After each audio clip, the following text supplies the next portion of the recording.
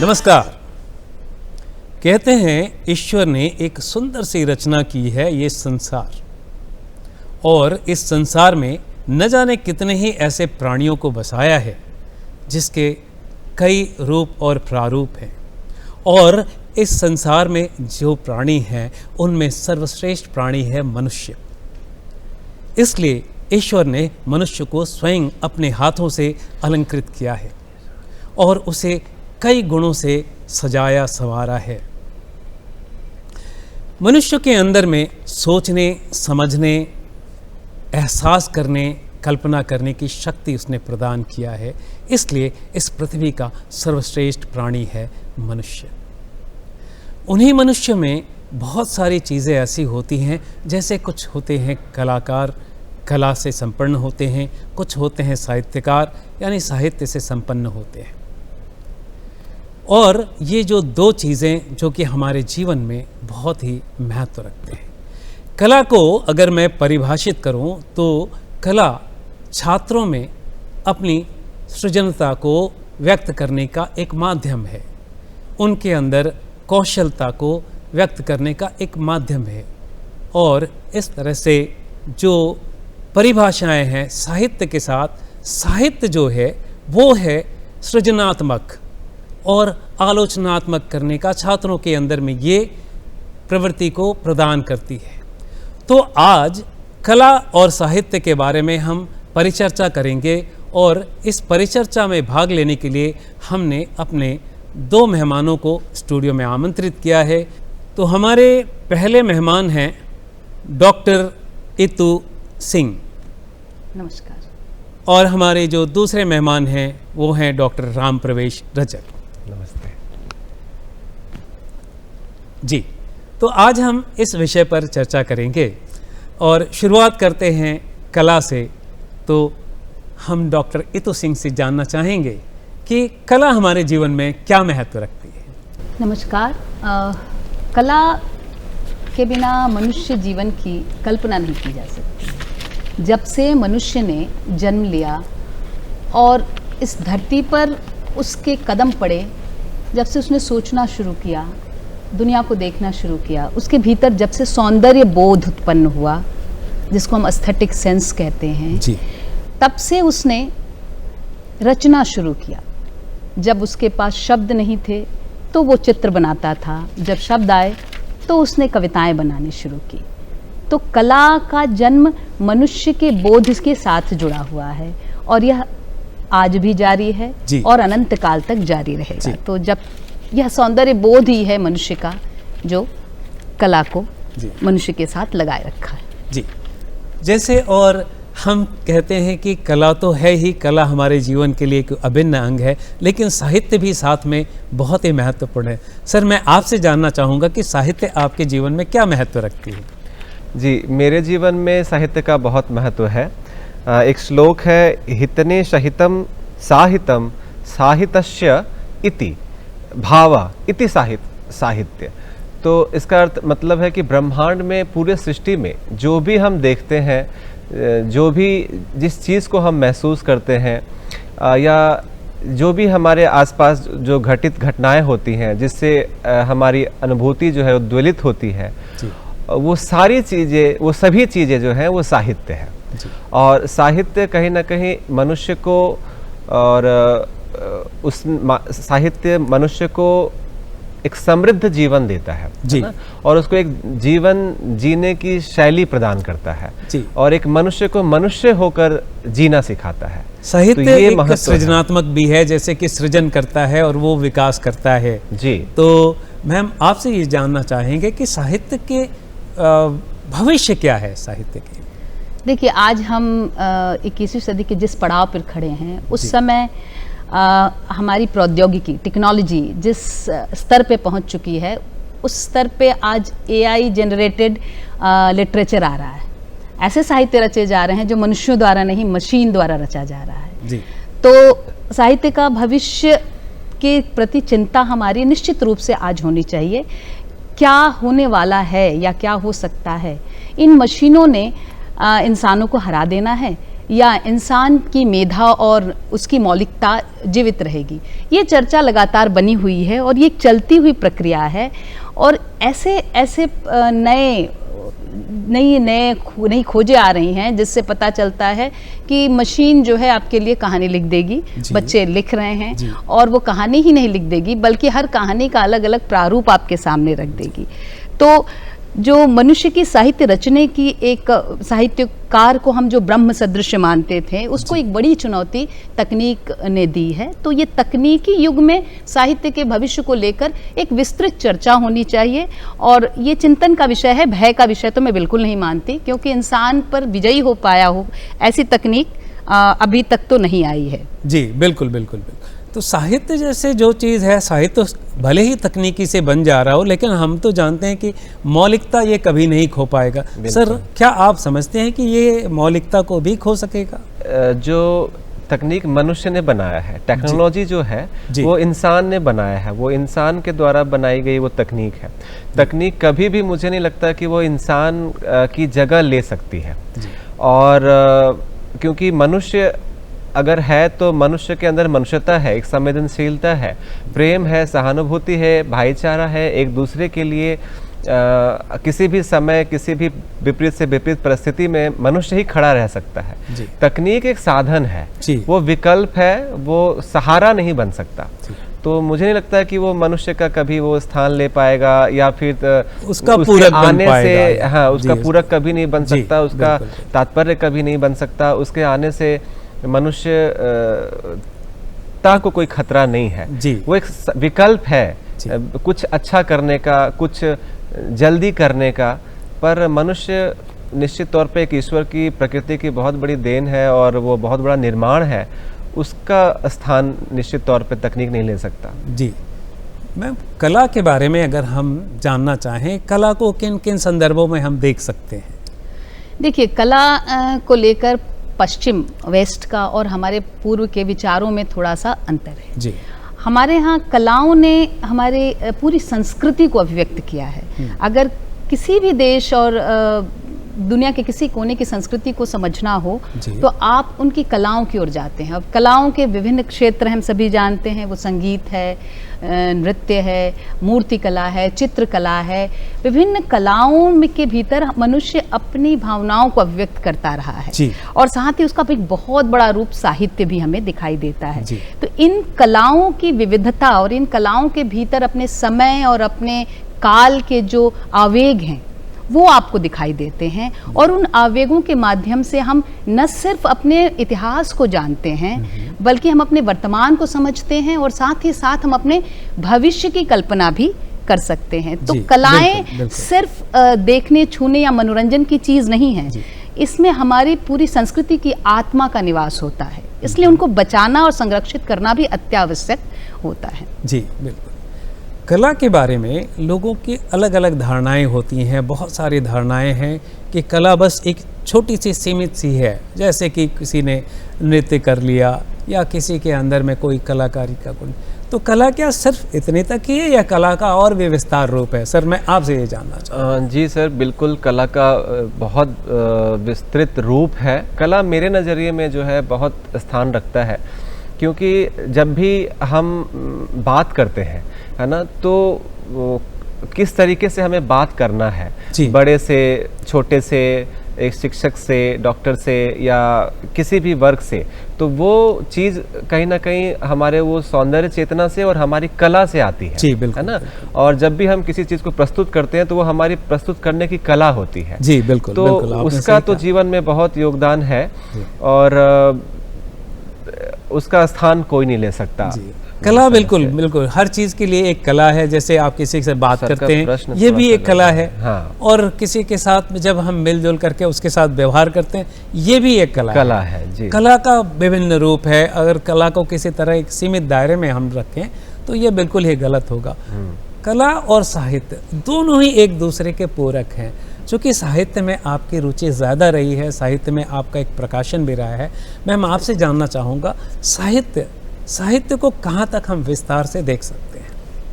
जी, मैंने न सिर्फ साहित्य पे बल्कि रंगमंच पर भी काम किया है, इसलिए कला का वो एक दूसरा विस्तृत रूप है। रंगमंच जिसमें संगीत भी है, साहित्य भी है, नृत्य भी है, अभिनय भी है। तो साहित्य और कलाओं का जो आपसी संबंध है वो इतना गहन है कि आप ये समझ सकते हैं कि कई बार ऐसा हुआ है कि बड़े बड़े पेंटर्स की पेंटिंग पर कविताएं लिखी गई हैं और कविताओं पर पेंटिंग बनाई गई है। रीतिकाल में अगर आप जाएंगे हिंदी साहित्य के तो आप देखेंगे कि न सिर्फ साहित्य बल्कि उस समय के जो चित्रकला है, मूर्तिकला है, वास्तुकला है, उस समय के मकान हैं, उन सब में भी आपको वो साहित्य की छाया दिखाई देती बिल्कुल, है। बिल्कुल। तो अपने एक दूसरे के पूरक भी हैं, एक दूसरे से प्रभावित भी होते हैं। तो कला और साहित्य इतने एक दूसरे के करीब पड़ते हैं कि कई बार उनको अलगाने का प्रश्न ही नहीं आता है। तो साहित्य के भीतर की कला और कला के भीतर साहित्य बोलता हुआ दिखाई आपने जो साहित्य लिखा है कई एक उसके बारे में कुछ बताएंगे मैम? जी, मैं कहानियाँ लिखा करती हूँ और वो प्रकाशित भी होते हैं। इसके अलावा मैं आलोचना कर्म में ज़्यादा रुचि रखती हूँ। तो चूँकि शिक्षिका हूँ इसलिए आलोचना का कार्य करना ही पड़ता है। तो विभिन्न प्रकार की कविताओं को पढ़ना, उनकी आवृत्ति करना और उनको आवृत्ति के माध्यम से, आवृत्ति भी एक कला है, विद्यार्थियों तक पहुँचाना, दर्शकों तक पहुँचाना, ये एक आपको एक ऐसा आनंद देता है। कला के भीतर एक ऐसी क्षमता होती है जो आनंद देती है न सिर्फ कलाकार को बल्कि जो उसका सेवन कर रहे हैं या जो उस कला को देख रहे हैं, सुन रहे हैं, अनुभूत कर रहे हैं, उनको भी। तो ये जो ब्रह्मानंद सहोदर कहा जाता है साहित्य को, कला को, उसकी वजह यही है कि इसके भीतर का जो तत्व है वो आपको अंदर से उदात्त बनाता है, विराट बनाता है। कहते हैं कि साहित्य जो है वो स्कूल लाइफ से ही, यानी कि विद्यार्थी जीवन से ही शुरू होता है। बहुत सारे विद्यार्थियों के अंदर में साहित्य में लिखने की प्रतिभा होती है और वहाँ से शुरुआत होती है साहित्य की। तो साहित्य में विद्यार्थियों का भी बहुत सारा योगदान होता है। आप उसको किस तरह से देखते हैं सर? जी बिल्कुल, साहित्य देखिए कोई भी रच सकता है और साहित्य का विद्यार्थी हर एक किसी भी वो श्रेणी का अगर कोई छात्र है या व्यक्ति है, अगर वो विज्ञान का भी व्यक्ति है तो वो भी साहित्य रच सकता है। देखिए साहित्य हमारे जीवन से रचा बसा एक रची बसी एक चीज़ है। अगर मान लीजिए कि मैं तबला बजाता हूँ और तबला बजाता हूँ तो आपको मैं ये बता सकता हूँ कि तबला क्या होता है, कैसे बजता है, पर वो मैं कब बताऊंगा जब उसका मैं साहित्य जानूंगा। जी बिल्कुल बिल्कुल, बिल्कुल। हर चीज के बारे में एक ग्रामर होता है। बिल्कुल बिल्कुल, आप बिल्कुल सही कह रहे हैं। उसका साहित्य होता है। तो उसका अगर हम कोई कलम या कुछ खाने की चीज़ अगर हम खरीदने जा रहे हैं, क्योंकि अगर हम पिज्ज़ा खरीदने ही जा रहे हैं तो उसकी एक रेसिपी होती है, वो उसका साहित्य है। या कलम खरीद रहे हैं तो वो किस ब्रांड का वो कलम है और उसमें कौन सा इंक भरा हुआ है, ये सारी चीज़ें, ये उसका साहित्य हो गया। तो विज्ञान का विद्यार्थी हो या फिर साहित्य का विद्यार्थी हो, तो बेहतर मनुष्य बनने के लिए निश्चित तौर पर उसकी बहुत सारी घटनाएं घटती है मनुष्य के जीवन से, बाल्यकाल से लेकर वृद्धावस्था तक। तो वो कहीं ना कहीं उद्वेलित होता है, वो परेशान होता है और किसी परेशानी में जब वो पड़ता है तो वो साहित्य की ओर भागता है और वो अपनी अनुभवों को वो किताब जो व्यक्त करता है वही साहित्य बनता है और ये उतारता है, रचता है उसको वो कविता के रूप में या कहानी के रूप में। विज्ञान का विद्यार्थी, जैसे विज्ञान क्या है कि विज्ञान क्या करता है कि अगर उसने तलवार बना दी या बंदूक बना दी, पर बंदूक बनाना उसने बना दिया, पर उसको कब चलाना है ना, और उसका इस्तेमाल कैसे करना है, ये आपको साहित्य सिखाता है। बिल्कुल बिल्कुल। तो हर इस तरीके से बहुत योगदान होता है किसी भी व्यक्ति का, वो विद्यार्थी हो या किसी भी मतलब वो शाखा का पढ़ने वाला छात्र हो, तो वो उसका बहुत योगदान होता है। और निश्चित तौर पे साहित्य हमारे, वो वैज्ञानिक हो या डॉक्टर हो, इंजीनियर हो, उसके जीवन में साहित्य आपको रचा बसा मिलेगा। क्योंकि जब वो अपने काम से होकर जब बाहर निकलता है तो उसके चलने, बोलने, उठने, है ना, वो हर जगह साहित्य ही दिखता है। जी, साहित्य कह रहे हैं आपने, बिल्कुल सही कहा कि अगर हम किसी भी तकनीकी को लें और उस तकनीकी का उपयोग करने के लिए हमारे पास लिखित तो होना चाहिए जो कि पूरी तरह से वो साहित्यिक होता है। साहित्य ही है वो। तो साहित्य ही एक ऐसा माध्यम है जो कि कला को भी प्रेरित करता है। मैम, आप कहाँ तक सहमत हैं इससे? ये एक तरह से एक गतिशील संबंध है जी। इसको हम एकदम, और जटिल संबंध है कला और साहित्य का, जैसे जीवन और साहित्य का जी। होता है। तो इसमें हम ये तो नहीं कहते कि सीधे सीधे हर रचना कविता या कहानी पर कोई चित्र बन सकता है, लेकिन बहुत बार ऐसा होता है कि जब कवि कल्पना करता है तभी वो शब्दों में उतरता है। ठीक उसी तरह चित्रकार भी जब कल्पना करता है तब वो चित्र उसके सामने आता है। कवि दुखी होता है तो कविताएं निकल जाती हैं, और बहुत बड़े चित्रकार हैं वैन गॉग करके, वो जब डिप्रेशन में थे तो उनका सबसे बड़ा मास्टरपीस आया था। तो ये भावनाओं का उद्वेलन ही कला को और साहित्य दोनों को जन्म देता है। तो जहाँ भी भावनाएं होंगी वहाँ कला और साहित्य दोनों व्यक्ति की अपनी प्रकृति के अनुरूप वो व्यक्त होंगी। अगर कोई कवि है तो कविता लिखेगा, कोई नर्तक है तो वो उसी में नृत्य करेगा, कोई अगर चित्रकार है तो वो चित्र बनाएगा। तो ये मनुष्य की अपनी क्षमता है कि वो अपने को विभिन्न प्रकार से अभिव्यक्त कर पाता है, और हर बार जब वो करता है तो वो उसमें पुरानापन भी कुछ होता है, परंपरा भी होती है, और उसके भीतर उसकी अपनी मौलिकता भी छिपी हुई दिखाई देती है। जी जी जी बिल्कुल। जब कैसे जैसे जो भी कलाकार होता है वो स्वयं को माने निरंतर वो नया नया सीखता जाता है, करता जाता है। जैसे एक दोहा है, करत करत अभ्यास के जड़मति होत सुजान, रसरी आवत जाते सिल पे परत निशान। चाहे वो कलाकार हो चाहे साहित्यकार हो, अगर वो कला है, वो कला की प्रस्तुति करता है, दिन ब दिन उसकी कला निखरती जाती है, चाहे किसी भी तरह का। तो सबसे पहले वो साहित्य अगर रचना है तो उसको कला में परिभाषित करते हैं पहले। तो कलाकार, कई तरह के जो कलाकार हैं उन्होंने नए नए ढंग से कला का प्रयोग किया है। कभी कभी आपने देखा होगा कि सर्कस में भी अपनी कला का प्रतिभा दिखाते हैं लोग। बिल्कुल। तो उसके लिए भी एक साहित्य क्या है भाई, आप जब करते हैं तो वो कैसे करना है। अगर आप गलत तरीके से करेंगे तो नुकसान होगा, गिर जाएंगे, कहीं कुछ हो जाएगा। साहित्य में मैम आपसे एक बार दोबारा मैं साहित्य की तरफ मुड़ कर आऊँगा, क्योंकि साहित्य, किन किन चीज़ों में साहित्य की ज़रूरत पड़ती है? जीवन का कोई ऐसा क्षेत्र नहीं है जहाँ पे साहित्य की व्याप्ति नहीं हो। साहित्य हमारे, हम भले कविता न पढ़ें फिर भी हम भावनाओं में डूबते उतराते रहते हैं। कवि खास होता है क्योंकि वो उसको अभिव्यक्त कर देता है, आम आदमी उसको अभिव्यक्त नहीं कर पाता, लेकिन अनुभूति सबकी समान होती है।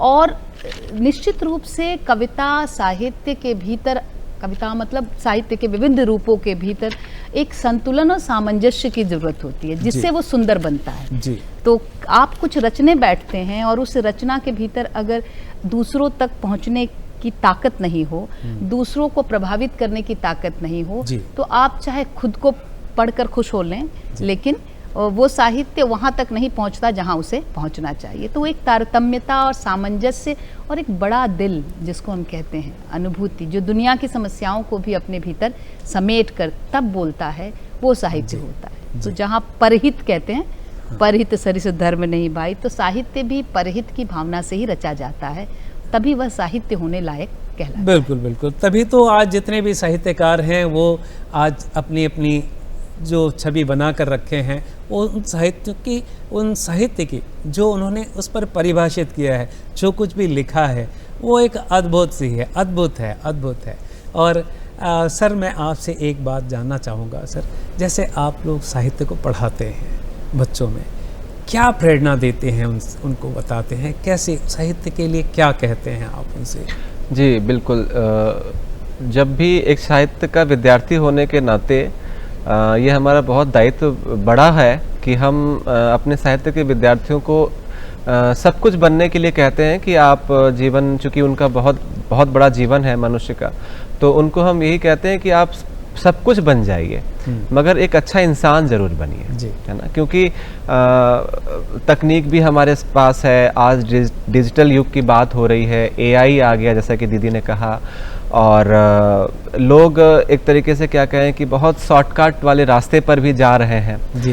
तो और बहुत जल्दी बहुत कुछ बनना चाह रहे हैं जी। तो ऐसे में आप बहुत कुछ पाने के लिए आप बहुत कुछ पीछे मत छोड़ दीजिएगा। कहने का तात्पर्य यह है कि आपकी वो मनुष्यता, आपका वो बचपन है ना, आपके अंदर का जो प्रेम है, और जीने की जो कला है ना, कला वो आपके अंदर से ना चली जाए, और जीवन आप जिए तो एक सौंदर्यात्मक अनुभूति के साथ जिए, है ना।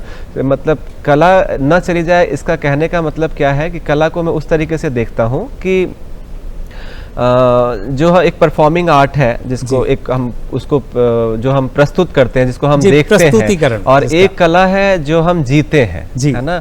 कई बार एक जो प्रस्तुत होती है, जो हम नृत्य है या फिर संगीत है, उसको हम देखते हैं, अभिनय वो मंच पर हम देखते हैं, पर एक कला होती है वो जीवन जीने की कला होती है। ऐसे कि मान लीजिए घर में अगर 4 मेहमान आते हैं, अगर खाना हमारा मान लीजिए घट गया, तो वैसे घर का जो हमारी जो घर की औरतें होती हैं, जो खाना सर्व करती हैं, जो गृहिणी होती हैं, अगर उस मतलब कंडीशन में वो क्या करती है कि खाना उसके पास अगर कम खाना है तो उस कम खाने में ही वो रात बिता लेती है। तो ये कला हो गई, उसके लिए वो तांडव नहीं करती।